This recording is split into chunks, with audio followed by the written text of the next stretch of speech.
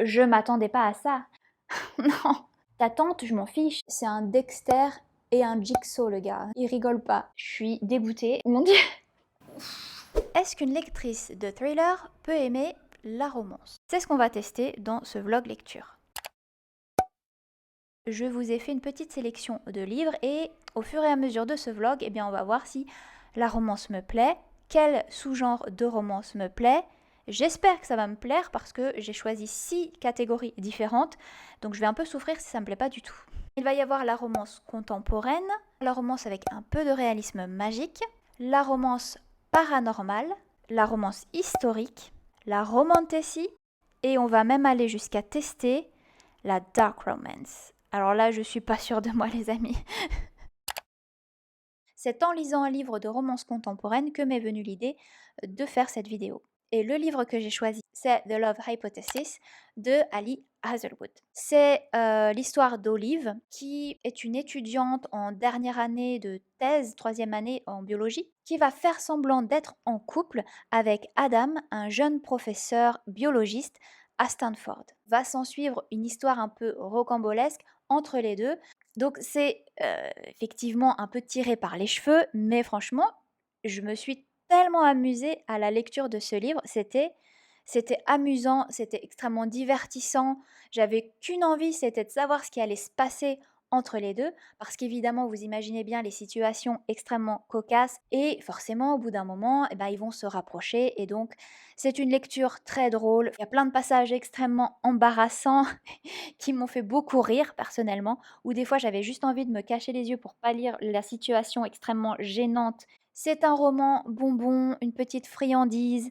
Voilà, il faut pas chercher très loin, mais néanmoins c'est extrêmement bien fait, c'est bien écrit. On voit les grosses ficelles dans le livre, c'est même de toute façon, je pense que c'est fait exprès. Somme toute, c'est extrêmement drôle, c'est divertissant, c'est plaisant à lire. J'ai adoré ce livre, je lui ai mis 4 étoiles et franchement, excellent.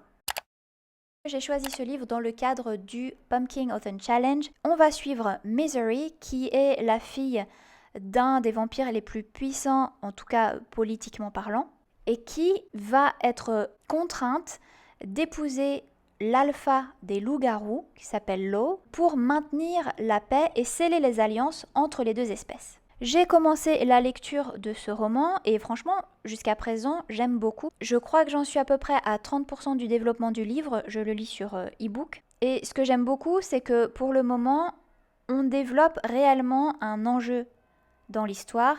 Il y a une intrigue qui voilà, se construit petit à petit pour expliquer pourquoi Misery en est arrivée là dans sa vie, d'accepter, parce qu'elle a accepté de se marier avec cet alpha, et en plus elle va vivre dans le territoire des loups-garous. Donc c'est extrêmement dangereux comme situation pour elle, mais elle le fait pour diverses raisons, et pas seulement pour faire plaisir à son père. J'aime beaucoup Misery parce qu'écoutez, elle me fait penser à Buffy, de Buffy contre les vampires.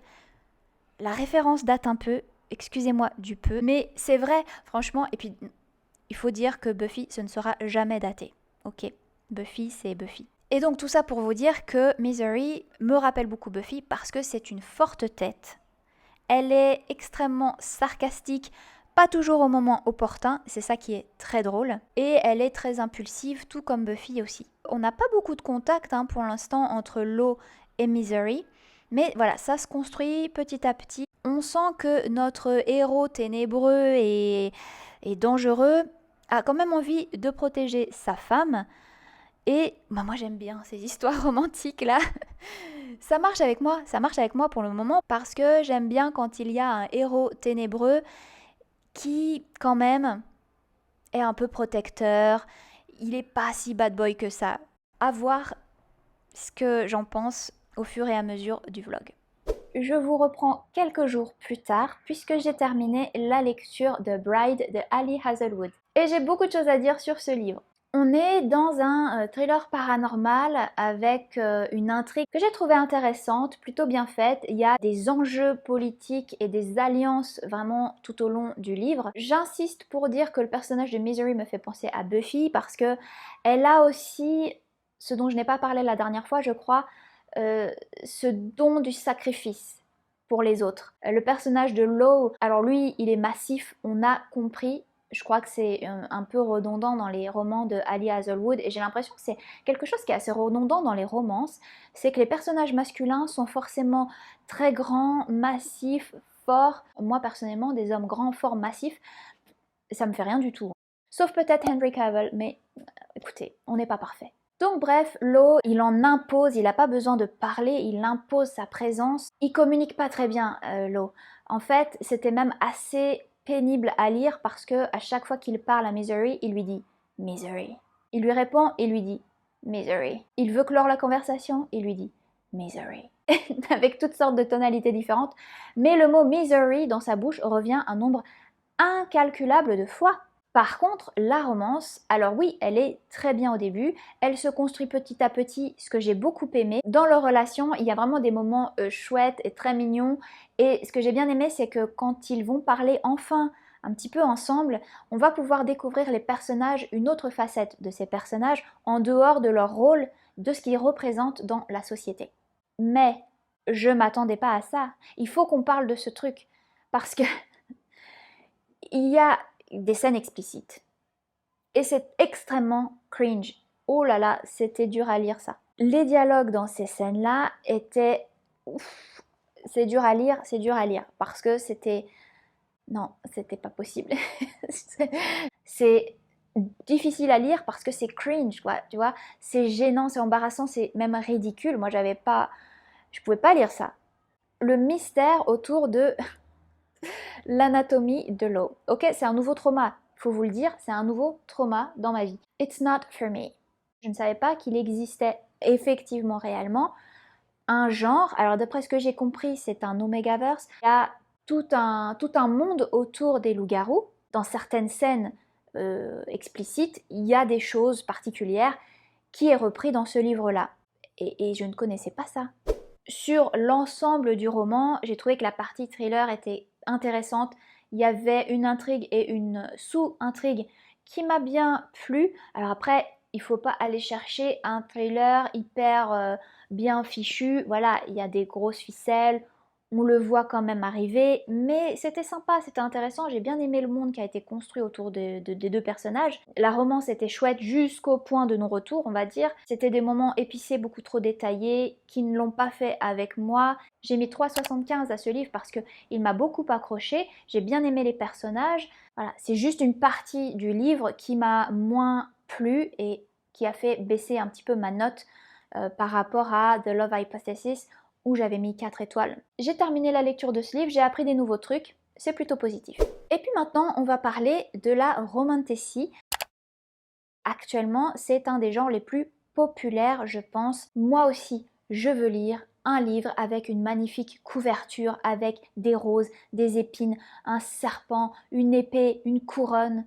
Moi aussi, je veux lire un livre avec un titre comme La légende du royaume sombre au cœur des cendres. Je veux un prince torturé. Je veux une héroïne descendante d'une lignée royale disparue. Je veux lire une romantasy de qualité. Je suis donc allée sur Goodreads, j'ai tapé Romantasy Adult et j'ai trouvé The Serpent and the Wings of Night de Carissa Broadbent. La couverture du livre est magnifique, c'est exactement ce que je cherchais. On parle d'un roi des vampires qui a adopté une humaine qu'il a récupérée sur un champ de bataille et il va l'emmener avec lui dans le monde des vampires, dans son château, pour l'élever. Et c'est là qu'on va suivre Oraya, qui est donc la fille adoptive du roi des vampires et qui va, pour une très bonne raison, vouloir participer à un tournoi de vampires. Le gagnant va avoir un vœu, d'après ce que j'ai compris pour le moment, et Oraya a très envie d'y participer et elle a de très bonnes raisons pour ça.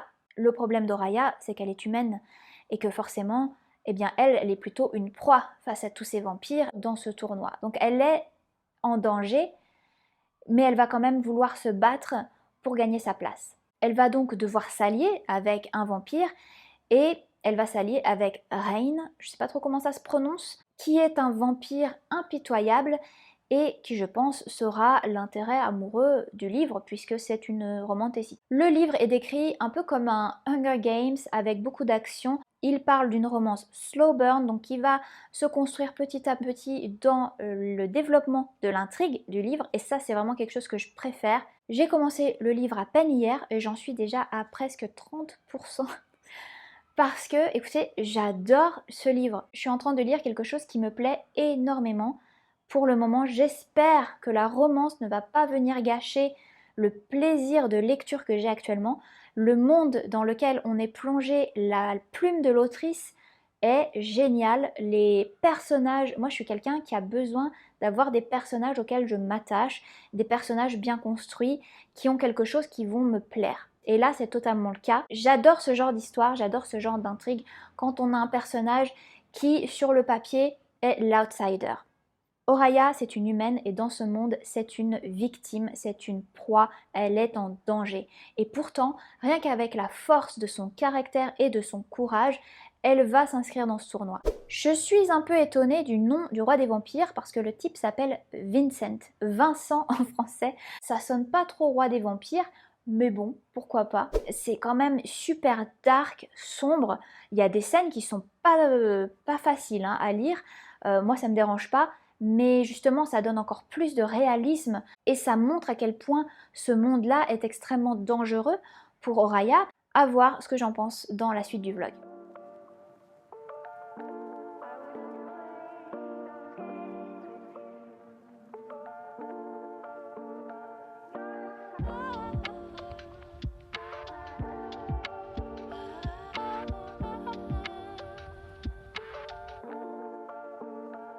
Je voulais aussi vous parler d'une autre catégorie puisque j'ai commencé la lecture. Il s'agit de la dark romance. Et alors là, je me sacrifie pour vous parce que je pense pas que la dark romance c'est quelque chose qui est fait pour moi. Je vais vous lire la définition de la dark romance. C'est décrit comme mettant en scène des relations amoureuses teintées de maltraitance et de violence perpétrées sur l'héroïne par des personnages masculins au tempérament orageux. Qui a envie de lire des trucs pareils? Pas moi. Mais sur la chaîne Sous le ciel, que j'adore, franchement, allez voir sa chaîne, elle est géniale, elle est extrêmement drôle et elle a des super livres à recommander. Elle parle justement d'un livre de dark romance qu'elle a beaucoup aimé et qui s'appelle Born Darkly, Born Madly. C'est une duologie de Trisha Wolfe. Désolée, je vous prends sur un autre plan, c'est juste que j'ai dû brancher ma caméra puisqu'il n'y a plus de batterie déjà. En fait, c'est un peu différent des dark romance habituels. Là, on va avoir une femme forte puisqu'elle est psychologue et c'est plutôt elle qui a l'ascendant sur son patient, Grayson, qui est un tueur en série et lui, il tue des tueurs, des fils, si vous voyez ce que je veux dire. On va suivre la relation entre ces deux personnages et la romance apparemment qu'il va y avoir entre eux. J'ai commencé la lecture du livre. La première partie est vraiment intéressante parce qu'on est vraiment sur un thriller assez psychologique. On va comprendre très vite ce qu'a fait comme crime, même certaines descriptions des crimes de Grayson. C'est assez hard. En même temps, on voit pourquoi il a choisi ses victimes.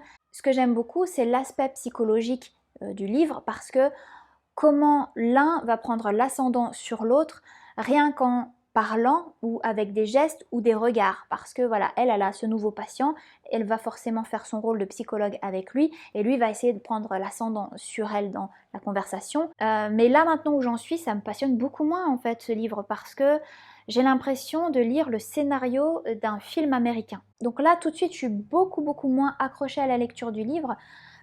J'ai pas vraiment envie d'y retourner. Là, j'ai pas de raison vraiment d'abandonner le livre parce que je m'ennuie pas pendant la lecture. Hein. C'est quand même un livre assez page-turner avec de l'ambiance, avec du suspense. J'ai juste peur qu'il y ait un peu trop de scènes explicites là-dedans et qu'on ait plus ce côté psychologique que moi j'aimais mieux. J'en sais rien parce que je suis pas encore arrivée à ça dans le livre, mais c'est ce que je crains un peu. Je vous reprends parce que je viens de terminer la lecture de Born Darkly et heureusement parce que c'est devenu dérangeant, c'est devenu extrêmement dérangeant et la lecture m'a pas plu.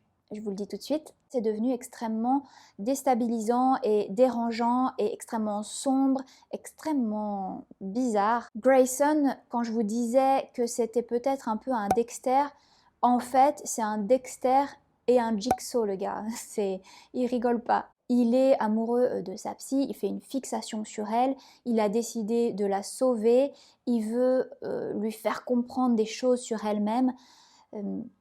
Il est barré et le livre est un peu barré aussi. Maintenant, pour vous expliquer un peu mon point de vue, mon ressenti, j'ai besoin de vous spoiler un peu.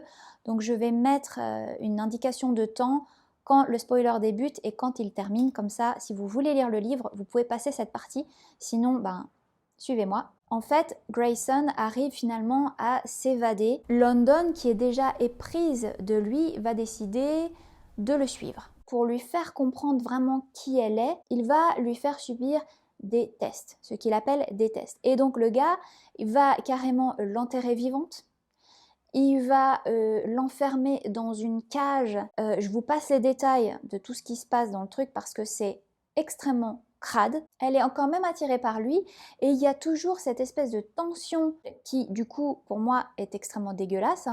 Entre les deux, il va y avoir même des scènes explicites. La relation entre les deux est tout sauf saine, c'est clair. Donc, c'est clair, on est dans de la dark romance. Moi, j'aime pas du tout.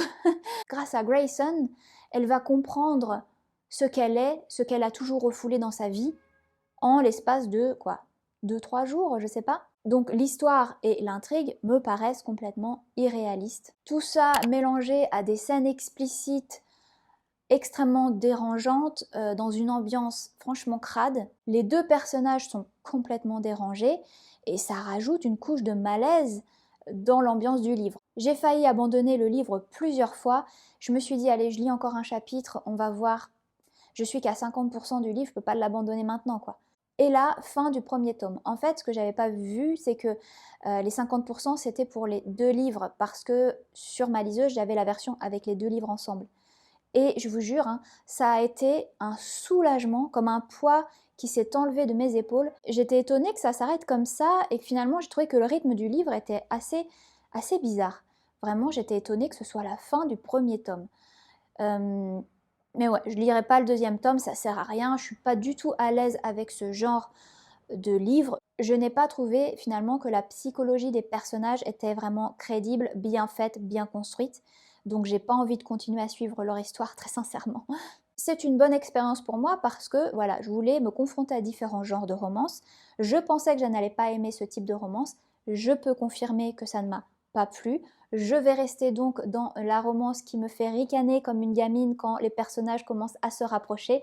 Ça me va très bien. Donc ce livre est un gros fail, je lui ai mis 2,5. J'ai eu de la difficulté à le lire par rapport au sentiment que ça m'amenait, mais on s'ennuie pas dans la lecture du livre, donc je pouvais pas lui mettre que 2 ou 1 étoile. Ceci dit, je conseille pas ce livre parce que c'est un livre pour un public averti qui connaît certainement déjà ce genre ou qui aime les choses très glauques et les ambiances assez lourdes.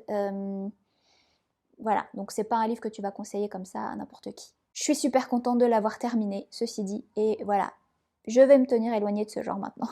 Je voulais aussi vous faire une petite update sur la lecture de... Comment ça s'appelle en français? Ce livre-là, qui est une lecture, alors là pour le coup, un vrai plaisir, j'adore ce que je lis. J'en suis à peu près 55% et l'intrigue s'étoffe énormément, c'est extrêmement intéressant. Il va y avoir maintenant non seulement le tournoi, non seulement les personnages, le passé des personnages, mais aussi un côté un peu plus politique par rapport au royaume des vampires et vraiment c'est passionnant. Souvent dans les livres, le personnage féminin est bien développé et puis l'intérêt amoureux, bof. Alors que là, pas du tout. Je trouve que Rain a une superbe personnalité.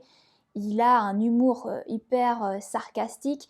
Il a vraiment une personnalité à part entière et on a plaisir à comprendre qui il est parce que il n'est pas seulement un vampire redoutable. Il y a beaucoup plus en lui que cet aspect-là et ça c'est vraiment génial. Et au niveau de la romance entre les deux, On n'a pas beaucoup avancé et je trouve ça très bien. Pour le moment, ce livre est un vrai coup de cœur, j'aime beaucoup. Voilà pour moi, je vous reprendrai certainement à la fin de la lecture du Serpent et le Descendant de la Nuit.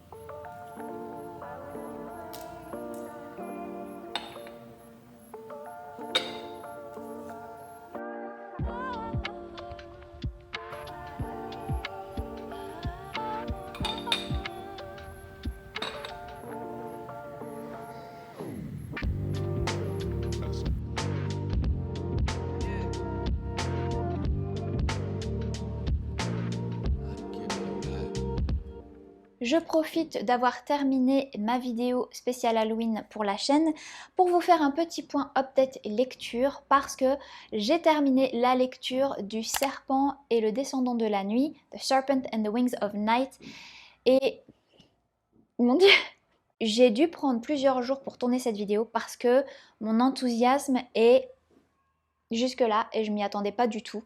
C'était une lecture génial, j'ai adoré. Je n'ai rien à dire de mauvais parce que j'ai tout aimé, j'ai absolument tout aimé. Alors vous l'aurez compris, ce livre est un véritable coup de cœur et c'est un énorme 5 étoiles. D'abord que ce soit de l'intrigue principale aux personnages, aux scènes d'action, à la romance, du début à la fin, tout est bien construit, tout est bien développé et ça a été aussi soutenu par une plume que j'ai trouvée de qualité. On va parler des personnages parce que pour moi c'est aussi un des points forts du livre vraiment. Oraya, elle ne peut faire confiance à personne. On lui a toujours mis dans la tête que c'était une potentielle victime, que c'était une proie. Donc elle se méfie de tout le monde. Et dans ce livre, eh bien, elle va se battre avec tout ce qu'elle a, son courage, sa détermination. Et à défaut d'avoir de la force comme les vampires, eh bien, elle a son intelligence. En fait, Oraya, on ne peut que l'aimer, on ne peut que l'encourager dans sa quête. Et d'ailleurs, ce que j'ai aussi aimé, c'est que ses sentiments sont extrêmement complexes. Elle est tiraillée entre son humanité, puisque bien elle est humaine, mais aussi la partie un peu, le côté vampirique qu'elle a en elle-même de par son éducation, de l'amour qu'elle a aussi pour son père, le roi des vampires. Et alors Rain, le crush. Total, le crush total, parce que lui, c'est un personnage vraiment atypique. Il a beaucoup de facettes différentes, Rain, et je l'ai trouvé hyper complet, hyper intéressant. Son humour vient apporter de la douceur à la lecture parce que voilà, on entre dans une compétition, c'est sanglant, c'est dur. Rain, il est sarcastique, mystérieux, doux, fort, protecteur. Il est aussi très respectueux, et ça j'ai bien aimé. Et surtout, l'autrice lui a donné du corps, c'est-à-dire qu'elle lui a donné une histoire extrêmement riche, extrêmement poignante et c'était hyper intéressant quoi. Ensuite on va parler de la progression de leur relation qui est extrêmement bien faite. Franchement c'est doux, c'est subtil. On est dans une romantasy adulte slow burn, donc il y a quelques scènes un peu épicées, mais franchement c'est tellement bien fait, c'est jamais cringe comme j'ai pu lire dans d'autres romances où j'étais là non mais non. Là ici pas du tout, tout est une affaire d'attirance. Et c'est vraiment complexe aussi parce que, comme je vous l'ai dit, Oraya, elle n'a pas confiance dans les vampires, elle ne peut pas se permettre d'avoir confiance, mais malgré tout, elle a cette attirance. Et c'est super intéressant de lire ce point de vue d'Oraya entre son attirance naturelle pour Rain et le fait qu'elle s'en méfie énormément. Et donc dans cette relation, tout passe par un mot, un geste, un regard qui va trahir leur attirance l'un pour l'autre. J'ai adoré le world building. J'ai trouvé que l'univers était sombre, cruel, mais très riche. Entre les royaumes vampiriques, les guerres, les intrigues pour le pouvoir, tout le côté de la déesse Nyaxia qui est extrêmement riche aussi. C'était vraiment hyper intéressant. L'accent est mis sur la fantaisie. Et la romance, elle vient enrichir le world building, le monde, l'intrigue. Moi qui n'aime pas beaucoup les scènes d'action normalement où je décroche un peu, là c'était hyper immersif, c'était hyper intéressant. Aussi parce qu'on était tellement attaché aux personnages qu'on s'inquiète tout le temps pour eux, donc on est là à lire le livre sans pouvoir décrocher les yeux du roman. On va parler du côté tournoi, compétition, parce que c'est évidemment une grande partie du livre. Ça a un côté vraiment haletant dans la lecture du livre, on est complètement accroché à ce qui se passe dans ce tournoi. Chaque étape du tournoi reflète l'histoire de Nyaxia. Donc c'est hyper intéressant en fait, parce qu'on apprend au fur et à mesure du tournoi quelle a été la vie de cette déesse des vampires. Alors les derniers chapitres, les amis, c'était complètement fou. J'ai failli avoir une crise cardiaque franchement à plusieurs reprises parce que c'était haletant, c'était angoissant. Écoutez, je me suis pas encore remise de la lecture de ce livre, ça fait quelques jours, mais c'était tellement bien. Ce livre m'a vraiment transportée, surprise, captivée. Un gros coup de cœur pour cette lecture. Et bien sûr, évidemment, je ne me suis pas arrêtée là. Vous imaginez bien que quand j'ai terminé le livre, je n'avais qu'une envie, c'était de continuer le tome 2. J'ai d'abord lu le tome 1.5, il est décrit comme ça, qui s'appelle... Alors, c'est un tongue twister le truc, c'est pas facile à dire. Six Scorched Roses, qui n'a pas été encore traduit en français. Je trouve ça complètement bête parce que le tome 2 est traduit en français. On a des personnages qui vont apparaître dans le tome 2 et ça reprend un peu La Belle et la Bête. Et c'était vraiment bien, mais je vous en reparlerai dans une autre vidéo. Et puis, je suis en train de lire le tome 2 et j'adore. Pour ce challenge, il me reste maintenant 2 lectures à faire. Il me reste une romance avec un peu de réalisme magique. J'ai choisi un livre de Ashley Poston qui est The 7-Year Sleep. Clémentine, l'héroïne du livre, va hériter d'un appartement. Sa tante lui avait dit que cet appartement était un peu magique. Bon. Et en fait, elle va se rendre compte que c'est vrai puisque un jour dans sa cuisine, eh bien, elle va rencontrer un homme qui est là, mais le twist magique, c'est que lui, il vit dans le passé. C'est-à-dire qu'il existe, mais 7 ans en arrière. Et il va y avoir une romance. Donc je me demande ce que ça va être, mais je pense qu'après avoir lu Le Serpent et le Descendant de la Nuit, je ne peux pas retrouver une romance aussi belle. J'aurais dû le lire à la fin. Mais bref, il me reste donc ce livre-là et une romance historique. Je vous avais parlé que je voulais lire une romance historique et donc j'ai choisi Sophia's Secret ou The Winter Sea. Alors ce livre a 50 titres différents. Il s'appelle The Winter Sea. Il s'appelle aussi Sophia's Secret et il s'appelle en français La mer en hiver. Il fait partie d'une trilogie qui s'appelle The Slane's Series, mais qui ne sont pas connectées les unes aux autres. C'est un livre qui me fait extrêmement envie parce qu'il y a des vibes à la Outlander. Ça se situe au château de Slains, qui est un véritable château en Écosse. Elle va utiliser le cadre de ce château pour construire son prochain livre. Elle est autrice. Elle va aussi utiliser l'une de ses ancêtres comme l'héroïne de ce prochain roman. Et plus elle va écrire, plus il va y avoir des choses étranges qui vont se passer. Je vous laisse pour cette petite update et je vous retrouve très bientôt. Ciao! Il est temps pour moi de venir vous faire un petit point sur la lecture du roman The 7-Year Sleep de Ashley Poston parce que je l'ai terminé pendant mes vacances. Au début, j'ai eu un petit peu peur dans ma lecture. Ce qui m'a dérangé, c'est que c'est un peu un instant love. Donc en fait, ils passent 2 soirées ensemble, il lui cuisine des pâtes ou je sais pas quoi et elle tombe amoureuse pratiquement. Alors ça m'a un peu dérangée parce que j'aime pas trop ce genre de romance. Après, ça devient extrêmement intéressant, beaucoup plus complexe que ça, et là, ça m'a passionnée. Franchement, pendant une bonne partie du roman, j'ai été complètement accrochée, aspirée par le récit. J'ai adoré les aventures de Clémentine, j'ai adoré les personnages. Iwan est un personnage exceptionnel. Je trouve que Ashley Poston sait faire des intérêts amoureux extrêmement intéressants. Et donc c'était vraiment bien. Et là je me suis dit, waouh, je suis en train de lire une lecture au moins 5 étoiles, coup de cœur. J'aime vraiment beaucoup ce que je suis en train de lire. Et puis, comme le premier livre, eh bien, c'est redescendu complètement. Parce qu'à chaque fois, et c'est ce que je reproche à Ashley Poston personnellement, c'est qu'en fait à chaque fois elle mêle le deuil à la romance. Ici c'est le deuil de la tante de Clémentine. Ok, ça me va et ça m'allait bien dans ce livre parce que justement je trouvais que le deuil avait son intérêt. Si je lis une romance, un livre étiqueté comme une romance, j'ai pas envie de lire uniquement sur le deuil. Mais là encore une fois, alors que tout se passait bien et que justement le deuil était en arrière-plan et constitue un élément intéressant du livre, on reprend toute cette histoire de deuil. Le personnage d'Iwan disparaît, et c'est ce que j'avais reproché au premier livre de Dead Romantics, où le personnage de Benji disparaissait pratiquement complètement. Et là, c'est la même chose. En termes de pourcentage, c'est au moins 20-25% du livre vers la fin où Clémentine oublie totalement Iwan. D'ailleurs, Iwan apparaît très très peu dans le livre à ce moment-là et elle part sur une quête pour comprendre des choses par rapport à sa tante, par rapport à l'appartement, etc.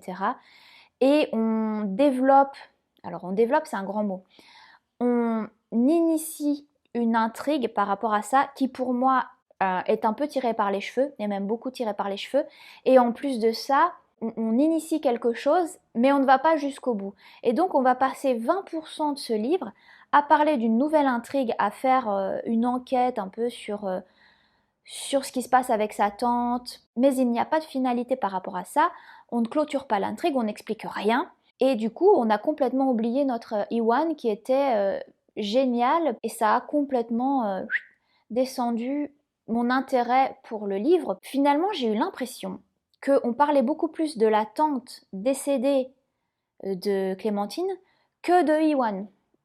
Et c'est pas ce que j'ai envie de lire en fait. Ta tante, je m'en fiche, je suis désolée. C'est dommage parce que ce que j'avais beaucoup aimé dans ce livre, c'est déjà la qualité de l'écriture. Ce champ lexical de la gourmandise et de la nourriture parce que Iwan, il aime beaucoup cuisiner, voilà, et donc il y a tout ce champ lexical de la gourmandise, de la nourriture. C'est extrêmement bien fait. Franchement, je lisais le livre, j'avais faim. C'était génial. Il m'a manqué le point de vue d'Iwan. J'aurais vraiment aimé avoir des chapitres consacrés beaucoup plus à ce personnage qui était extrêmement intéressant. Pour moi, cette expérience, c'était de savoir si je pouvais apprécier une romance contemporaine avec un peu de magique, de fantastique. Oui, c'est la réponse, et oui. J'ai bien aimé la romance de ce roman et justement, j'en voulais plus. Et maintenant, il ne me reste plus qu'un seul livre à lire et puis je reviens vous faire un dernier point pour ce vlog romance.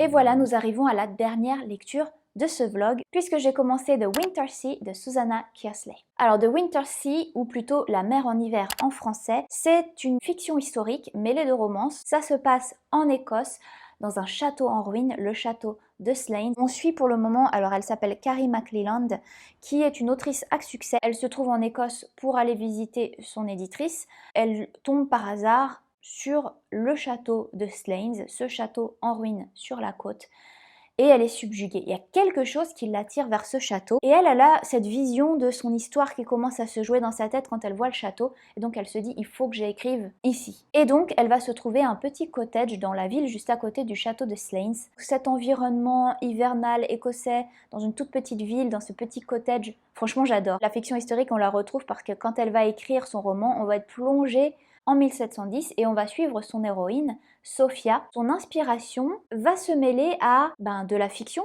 mais peut-être pas que de la fiction. Ce château va lui donner peut-être des souvenirs réels de ce qui s'est passé avec Sophia, j'en sais rien. Mais pour le moment, on est dans cette ambiance écossaise, cette ambiance extrêmement froide, pluvieuse et même enneigée de l'Écosse. C'est trop bien. Le fils du propriétaire est décrit comme plutôt séduisant. Donc je me dis qu'il y a peut-être quelque chose là-dedans. Pour le moment, j'aime beaucoup cette lecture, j'aime beaucoup l'ambiance, c'est historique et en même temps ça se passe aussi récemment, donc c'est pas mal. Et puis bon, l'Écosse en hiver, je veux dire, que dire de plus? Que dire de plus?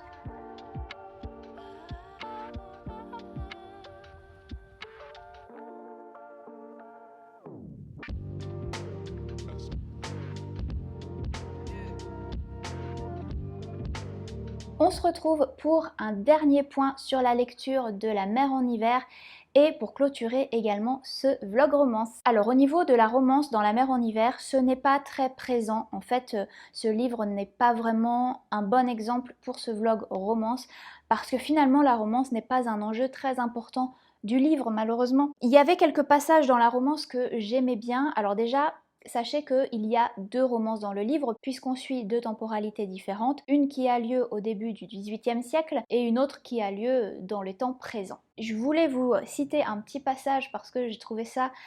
En fait, ça résume exactement ce que j'aime dans le côté romance et c'est pour ça que je voulais vous le citer puisqu'on est dans ce vlog romance pour trouver ce que j'aime. Cette scène se passe dans les temps présents et elle se balade avec son intérêt amoureux. Et en fait, elle arrive au bord de la falaise et elle est assez perturbée parce qu'elle a ses pensées qui lui viennent par rapport au passé. Des choses qu'elle a envie d'écrire en tant qu'écrivaine sur le passé, mais ça lui vient souvent en tête comme ça, étrangement. Et il lui dit: «Est-ce que ça va?» Donc je vous le dis en français. Elle lui dit qu'elle a un peu le vertige. Il lui dit, bon, je vous le dis en anglais parce que ça marche mieux en anglais. «He didn't move an inch or take his hand out of his pocket, but he looked at me and gave his parrot smile and said, 'Well, not to worry, I won't let you fall.'» Ça j'adore. «I knew it was too late. I had already fallen.»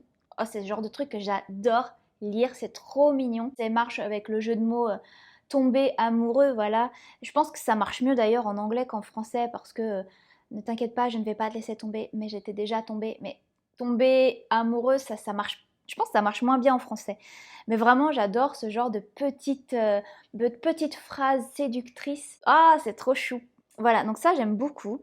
Le problème de ce livre, c'est qu'il n'y en a pas assez pour être une romance. Ce n'est pas une romance, on est d'accord. Le sujet du livre, c'est l'histoire, c'est la fiction historique, et c'est vraiment l'histoire avec un grand H de toute cette lignée des Stuarts que les Jacobites veulent absolument faire revenir sur le trône d'Écosse.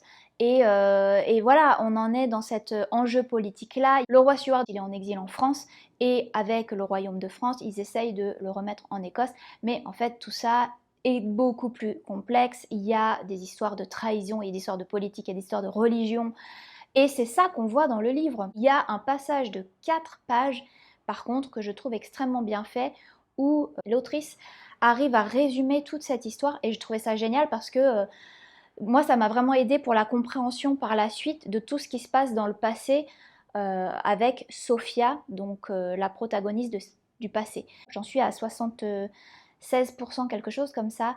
Et je dois vous avouer que malgré tout l'amour que j'ai envie de donner à ce livre, eh bien je m'ennuie. Je suis dégoûtée. Mais c'est extrêmement long en fait. Le problème du livre, c'est que c'est très historique. Moi j'aime bien l'histoire, mais là c'est vraiment pratiquement presque un livre d'histoire. On a complètement occulté le présent et la romance qu'il y avait dans le présent, tout ça c'est terminé. Tout ce qui se passe c'est pratiquement uniquement dans le passé. Et en fait on voit toutes les discussions qui ont lieu au château de Slains, les visiteurs qui viennent pour mettre en place cette rébellion des Jacobites. Donc c'est intéressant, mais c'est très très très historique.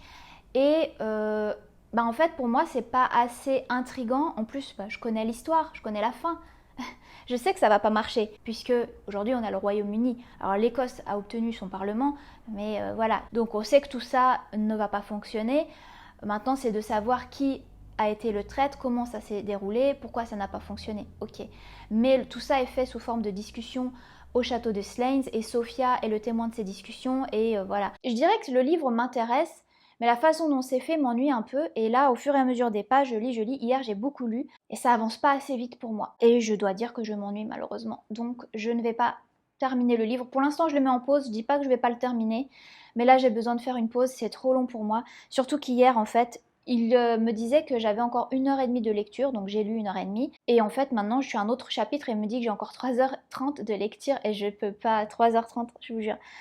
Non, j'ai pas le courage en fait. Je voulais aussi vous dire, vous montrer 2-3 exemples du côté assez compliqué à lire. Je le lis en anglais, et si je peux vous conseiller une chose, c'est que si vous êtes intéressé par ce roman, prenez la version française, ça va vous soulager parce que c'est compliqué. Ce qui se passe dans 1710, et bien là, ils ont un vocabulaire ancien anglais. Il y a des tournures de phrases qui sont différentes de ce que l'on connaît de l'anglais actuel et contemporain, et j'ai plus de mal à le lire. Ça alourdit encore ma lecture n'est pas fluide. Je voulais vous montrer les dialogues avec le dorique. Gawetau Edinburgh, Finever you like queen and never fash. I'll keep the cottage snod and year lumrikin. Non. Il y en a un autre, c'est celui qui écrit page 198. Aye, it's a shame she now here, the new. She'd have had a poker question spare at you about your books. Alas wanted to write one herself. Et alors tous les dialogues sont pas écrits en dorique, mais ils sont écrits quand même avec cet accent écossais très fort, et j'ai vachement de mal quoi. Et ça c'est ma faute, j'ai pas pensé que Bah oui, c'est en Écosse et donc il allait avoir l'accent écossais.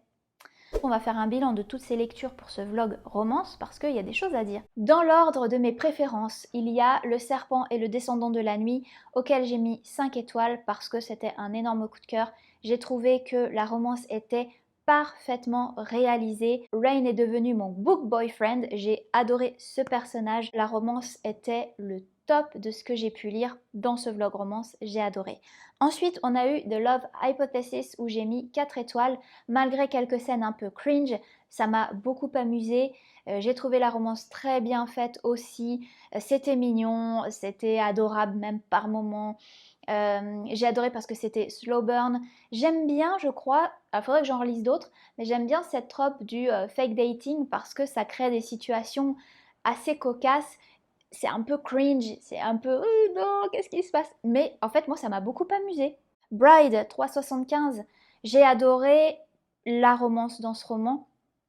J'ai adoré le personnage de Lo. Je trouve que Ali Hazelwood crée des personnages masculins vraiment extrêmement séduisants, pas seulement sur le description physique, mais parce que il y a vraiment une attention qui est donnée aux personnages féminins et nous, en tant que lectrices, ça nous fait rêver. Voilà, il faut être honnête, quand on lit une romance en tant que femme, on a envie que ça nous fasse rêver. En tout cas, moi, j'ai moins aimé le côté smut du loup-garou. C'était trop.